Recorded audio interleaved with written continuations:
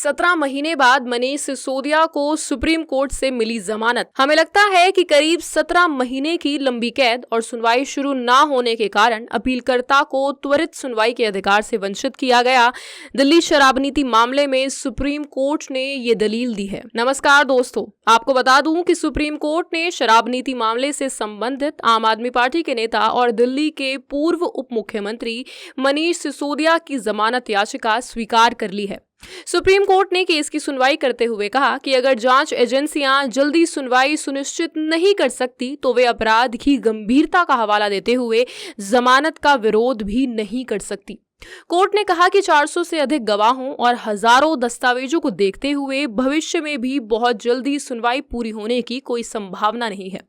ऐसे में सिसोदिया को हिरासत में रखना उनके व्यक्तिगत स्वतंत्रता के मौलिक अधिकार का गंभीर उल्लंघन होगा। जिस बहाने का हवाला देते हुए जांच एजेंसियों ने इतने महीने से सिसोदिया की जमानत पर विरोध जताया, आज सुप्रीम कोर्ट ने उसका तोड़ भी बता दिया। कोर्ट ने कहा कि अपीलकर्ता यानी कि मनीष सिसोदिया की समाज में गहरी जड़ें हैं, इसीलिए उसके भागने का खतरा नहीं है। आगे कोर्ट ने कहा कि मामले में ज्यादातर सबूत डॉक्यूमेंट्स के फॉर्म में हैं, जिन्हें पहले ही इकट्ठा किया जा चुका है, इसलिए छेड़छाड़ की कोई संभावना नहीं है। गवाहों को प्रभावित करने या उन्हें डराने की आशंका के संबंध में कोर्ट ने कहा कि यहाँ भी शर्तें लगाई जा सकती हैं। इसके बाद सुप्रीम कोर्ट ने ट्रायल कोर्ट और हाई कोर्ट की गलती भी गिनवाई। कोर्ट ने माना कि मामले के गुणदोष के संबंध में ट्रायल कोर्ट और हाई कोर्ट की ओर से कोई गलती नहीं थी, लेकिन उन्होंने ट्रायल में देरी के पहलू पर विचार न करके गलती की। जस्टिस गवई ने फैसला सुनाते हुए कहा कि सिसोदिया को दस्तावेजों के निरीक्षण के लिए आवेदन दायर करने के लिए दोषी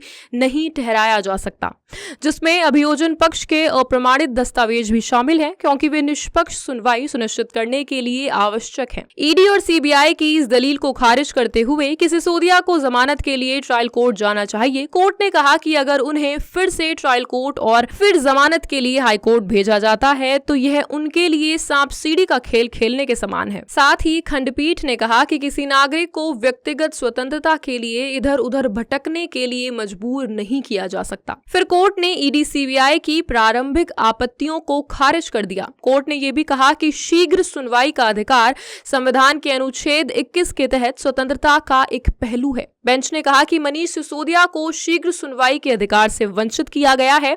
हाल ही में जावेद गुलाम नबी शेख मामले में भी हम ऐसे ही निपटे थे। हमने देखा कि जब अदालत, राज्य या एजेंसी शीघ्र सुनवाई के अधिकार की रक्षा नहीं कर सकती तो अपराध गंभीर होने का हवाला देते हुए जमानत का विरोध भी नहीं किया जा सकता।